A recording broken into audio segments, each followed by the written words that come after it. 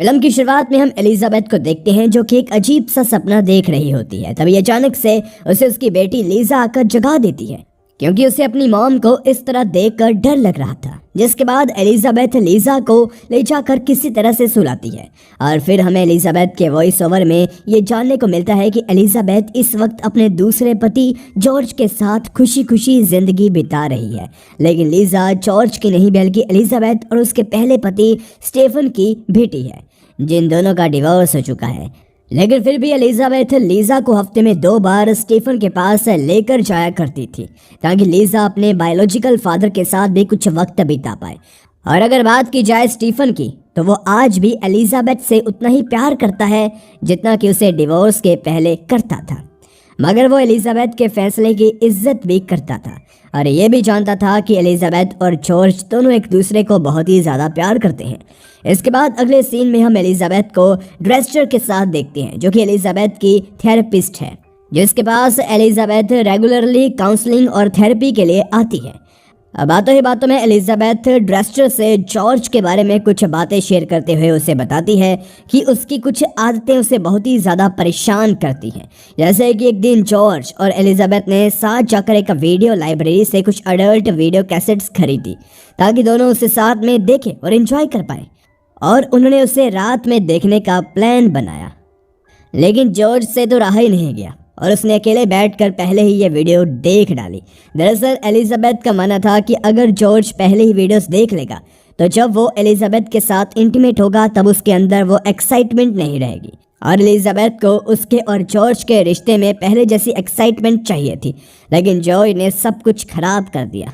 साथ ही एलिजाबेथ को ये भी लगता था कि वो फिजिकली इतनी अट्रैक्टिव नहीं है, क्योंकि वो ये जानती थी कि जॉर्ज को बिग ब्रेस्ट वाली औरतें ज़्यादा अट्रैक्ट करती है। इसलिए एलिजाबेथ को हमेशा इस चीज़ को लेकर इनसिक्योरिटी रहती थी। लेकिन जॉर्ज अपनी वाइफ के बारे में ऐसा कुछ भी नहीं सोचता था, जिस बात को ड्रेस्टर एलिजाबेथ को समझाती भी है। हालांकि जॉर्ज की वजह से एलिजाबेथ ड्रेस्टर के पास नहीं आती थी, बल्कि ड्रेस्टर से थेरेपी लेने का कारण एलिजाबेथ के पास्ट में हुआ एक दर्दनाक हादसा है, जिसके बारे में हमें आगे जानने को मिलेगा। दरअसल एलिजाबेथ को हमेशा लगता था कि वो किसी न किसी वजह से एक दिन मारी जाएगी, यानी कि उसे बिना किसी वजह से ही मौत का डर लगता था और वह इसलिए हमेशा अनकंफर्टेबल रहती थी। लेकिन जब वो जॉर्ज के साथ इंटीमेट होती थी, उस दौरान उसे बहुत ही रिलैक्स फील होता था। यही वजह थी कि एलिजाबेथ जॉर्ज के साथ अपने फिजिकल रिलेशन को अच्छा करना चाहती थी। अब हम एलिजाबेथ और जॉर्ज को एक लॉयर के पास देखते हैं, जहां पर एलिजाबेथ लॉयर से एक एग्रीमेंट बनवाने के लिए आई हुई थी, जिसमें वो चाहती थी कि उसके मरने के बाद जॉर्ज सबसे पहले किसी अच्छी लड़की से शादी करके अपनी ज़िंदगी को खुशी खुशी जिएगा। साथ ही जॉर्ज और स्टीफन मिलकर लीजा का ध्यान रखेंगे। अब यहाँ हमें साफ साफ पता चलता है कि जॉर्ज एलिजाबेथ की इन सभी बातों से काफ़ी ज़्यादा परेशान हो चुका था, लेकिन वो चाहकर भी कुछ नहीं कर सकता था, क्योंकि एलिजाबेथ के पास्ट में जो हादसा हुआ वो काफ़ी दर्दनाक था। वही जब जॉर्ज और एलिजाबेथ एग्रीमेंट बनवाकर वापस से लौट रहे होते हैं, तभी मूवी फ्लैशबैक में चली जाती है, जहां हम एलिजाबेथ और स्टीफन की शादी की तैयारियां होते हुए देखते हैं, जहां पर एलिजाबेथ की मॉम और उसके छोटे भाई बहन आए हुए थे और सभी काफ़ी खुश भी दिखाई देते हैं।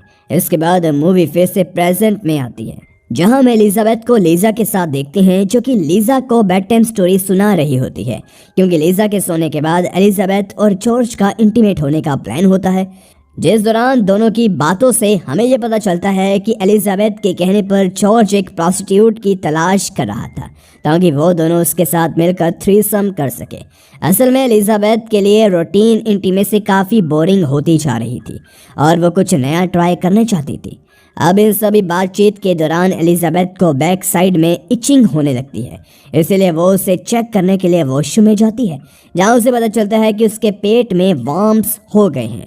इसलिए वह तुरंत जॉर्ज के साथ एक फार्मेसी से दवा लेने जाती है, लेकिन प्रिस्क्रिप्शन न होने के कारण एलिजाबेथ को फार्मेसी से दवा नहीं मिलती। अब क्योंकि यह एलिजाबेथ के लिए बहुत ही शर्मिंदगी भरा था, इसलिए वो अपनी बेटी लीजा के बहाने डॉक्टर से प्रिस्क्रिप्शन लिखवाकर फार्मेसी से दवा ले लेती है।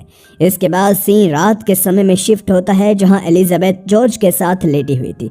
तभी अचानक से वो देखती है कि रूम की सीलिंग में क्रैक आ रही है, इसलिए वह तुरंत वहां से भागते बाहर निकलती है। जिसके बाद जब वो अपने घर को देखती है तो वो एक ही पल में पूरी तरह टूटकर धूल में मिल जाता है। मगर फिर हमें पता चलता है कि ये सब एलिजाबेथ की एक इमेजिनेशन थी और एक डर था जिसे वो अपनी थेरेपिस्ट ड्रेस्टर से शेयर कर रही होती है।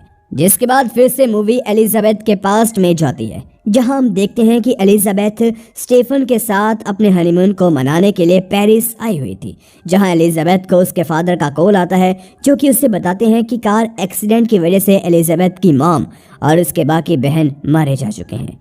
इससे सुनकर एलिजाबेथ पूरी तरह से टूट जाती है।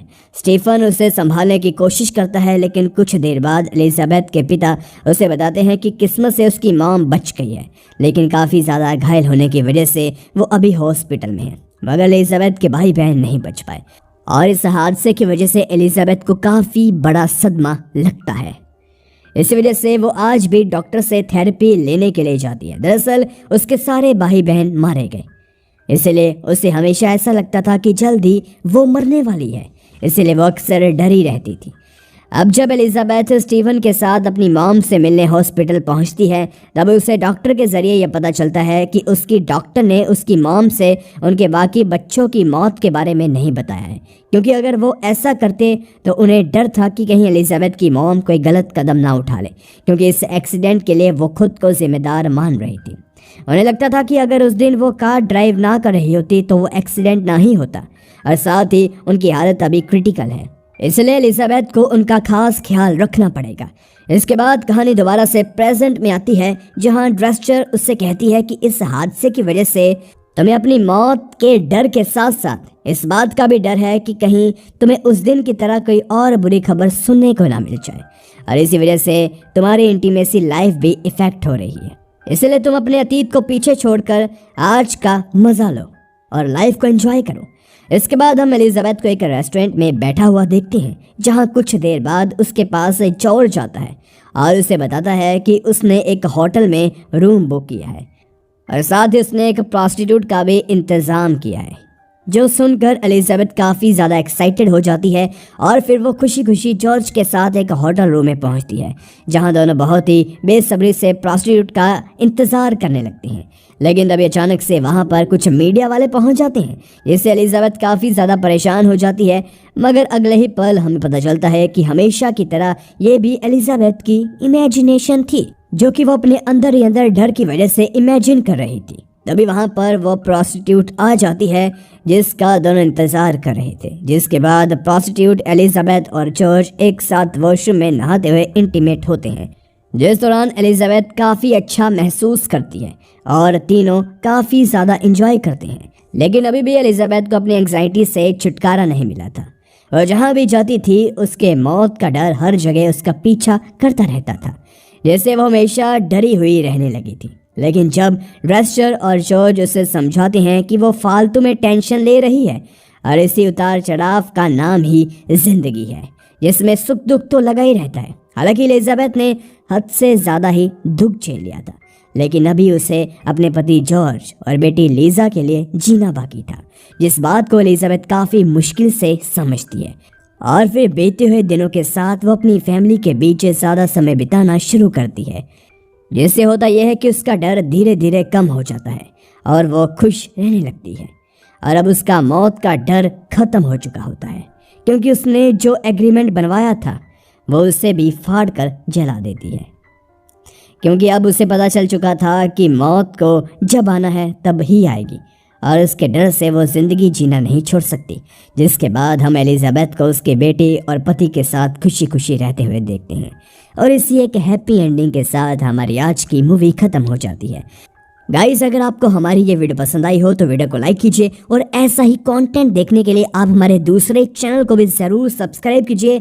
आपको बेहतरीन कंटेंट वहाँ भी मिलता रहेगा, link in the description box. धन्यवाद।